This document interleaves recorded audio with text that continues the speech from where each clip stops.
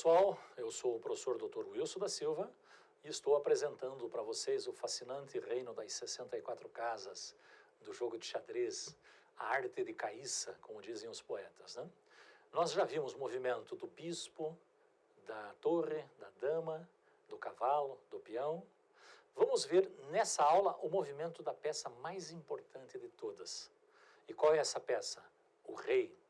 O rei é o coração da partida. Se o coração parar, o corpo falece, né?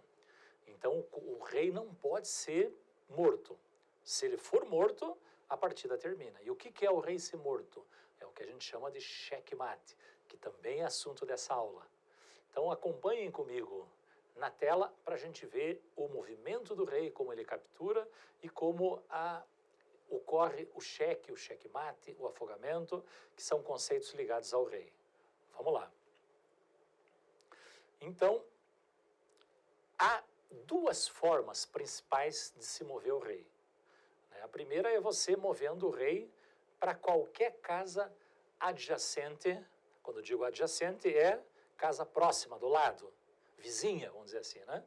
Para qualquer casa adjacente à casa que o rei se encontra.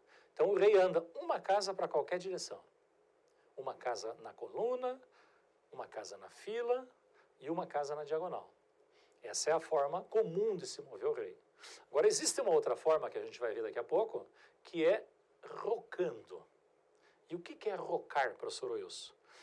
Rocar ou fazer o roque é você fazer um movimento complexo no xadrez com duas peças, com o rei e com a torre.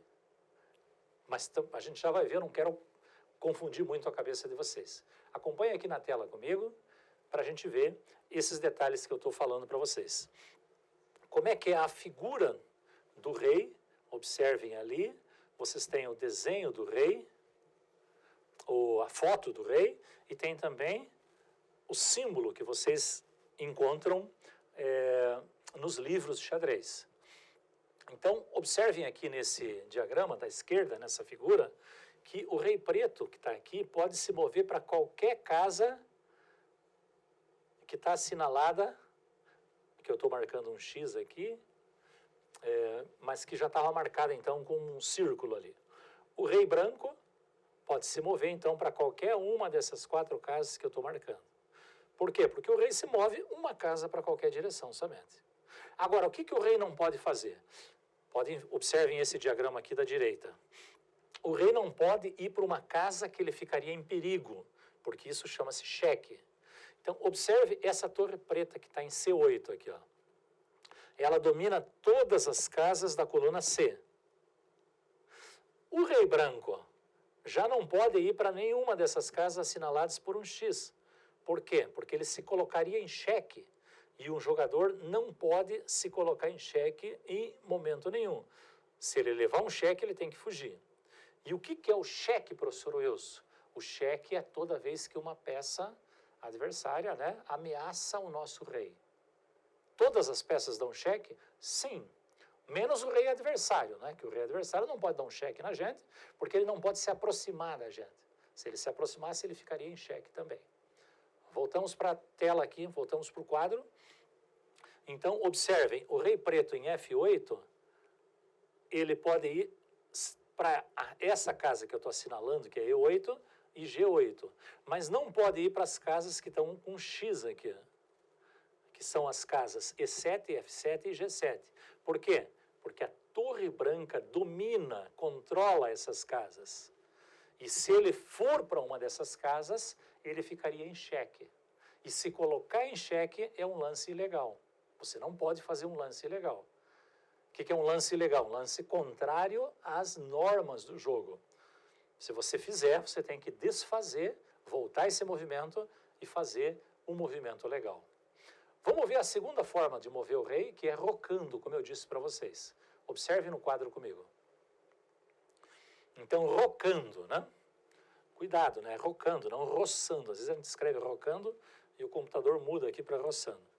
Então, como é que é rocar, professor Wilson? Coloquei aqui dois diagramas, um mostrando antes de rocar e outro depois de rocar. Então, o roque, primeiro, é o movimento envolvendo o rei e a torre de mesma cor.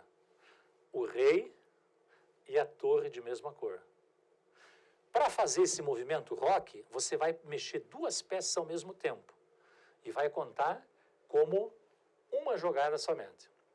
Olha que interessante. Única vez que você pode mexer duas peças tuas ao mesmo tempo e vai contar como uma jogada só. É fazendo o roque. Quais são essas duas peças? O rei e a torre. E como é feito o roque? O rei vai andar duas casas em direção à torre e a torre vai saltar e vai ser posicionada no outro lado do rei. Na casa adjacente, na casa vizinha do outro lado. Tá?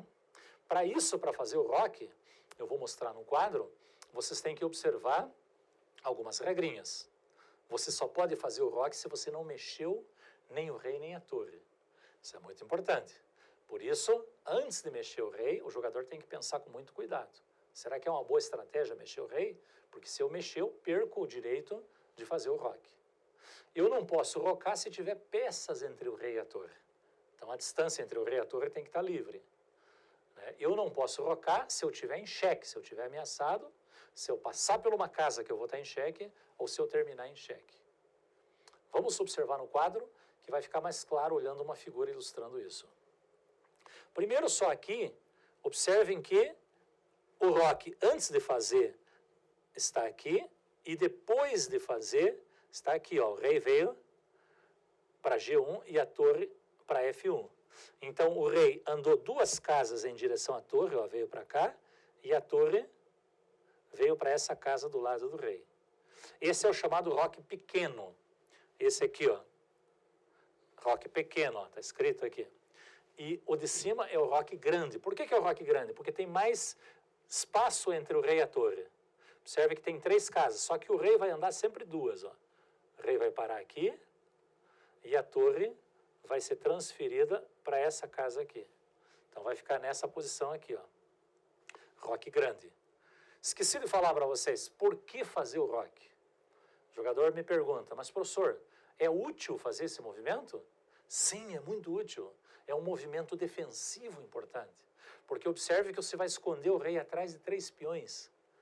Você vai encastelar o rei, né? Então, você vai colocar ele protegido. Por isso é importante ter aqueles peões ali. E você também vai liberar a torre que estava escondida. Ela vai ser liberada para poder participar do jogo. Vamos para a tela de novo, para a gente ver quando você pode e quando você não pode fazer o roque. Então, depois vocês podem olhar com calma esse slide. Eu vou passar e vou mostrar direto a imagem que eu trouxe para vocês, que exemplifica claramente isso. Então, primeiro, o jogador das brancas, nesse diagrama aqui da esquerda, nessa figura, ele não pode rocar, o rei está na posição inicial. Mas observem que a torre já foi movimentada. Ó. Como é que eu sei que a torre foi movimentada? Porque ela começa aqui, ó, nessa casa aqui. Ó. Se ela saiu da casa, já foi movimentada. O jogador das pretas também não pode rocar, porque o rei já foi movimentado. Como é que eu sei que já foi movimentado? Porque o rei começa nessa casa aqui. Se ele não está nessa casa, que é E8, ele já foi movimentado. No diagrama da direita, esse que eu estou marcando aqui, vocês podem ver que o rei preto, que está em E8, que não mexeu ainda, nem a torre de H8 foi movimentada. Só que eu não posso rocar, por quê? Porque o bispo está dando cheque, que é a regrinha 2A/1. Se o rei está em cheque, ele não pode rocar. Claro que eu poderia sair do cheque, por exemplo, colocando um bispo na frente, ou colocando um cavalo na frente, e aí eu saio do cheque sem mexer o rei. Porque se eu mexer o rei para sair do cheque, eu perco o direito ao roque. Nos dois diagramas seguintes, que vocês podem ver aqui, eu ilustro o restante das regrinhas. Observe nesse diagrama da esquerda que o rei branco, que está aqui em E1, ele não pode rocar, não porque ele já mexeu, porque ele não mexeu, está na posição inicial. Torre está na posição inicial. Mas ele também não está em xeque, mas se ele rocar, ele vai passar por essa casa aqui, ó. Essa casa que é a casa F1, ó. E qual é o problema, professor Wilson, com a casa F1? O cavalo está dominando essa casa. Professor, mas ele não vai parar no F1, ele vai parar em G1. Sim, mas ele tem que passar pela casa. E se ele passa pela casa, ele estaria em xeque na passagem. Então, o roque, nesse caso, não é possível.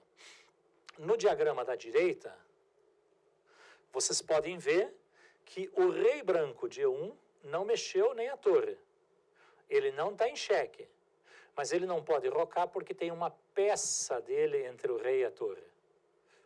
É o bispo. Então, ele tem que tirar primeiro esse bispo para depois rocar. Nesse momento, o roque não é possível. E, por último, a regra 2A/3, as pretas não podem rocar, embora não tenha mexido o rei, nem mexeu a torre, não tem peças entre o rei e a torre, não está em xeque, mas observe que tem um bispo aqui na casa E6 que domina a casa G8. E ao rocar, eu pararia na casa G8, então pararia ameaçado pelo rei. Esse é um ponto muito importante que vocês devem saber, que vocês devem conhecer, que é fazer esse movimento. Primeiro, saber mexer o rei, que é muito importante, né? Uma casa para qualquer direção. Saber que o rei não pode ir para uma casa ameaçada, porque ele estaria em xeque. Saber que você pode fazer uso de um movimento defensivo muito importante, que é o roque.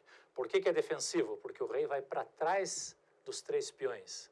Vai ter um teto, um telhado ali, que são os peões, protegendo de ataque adversário.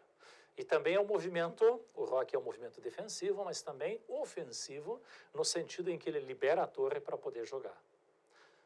Por hoje é só. Grande abraço para vocês e até a próxima aula.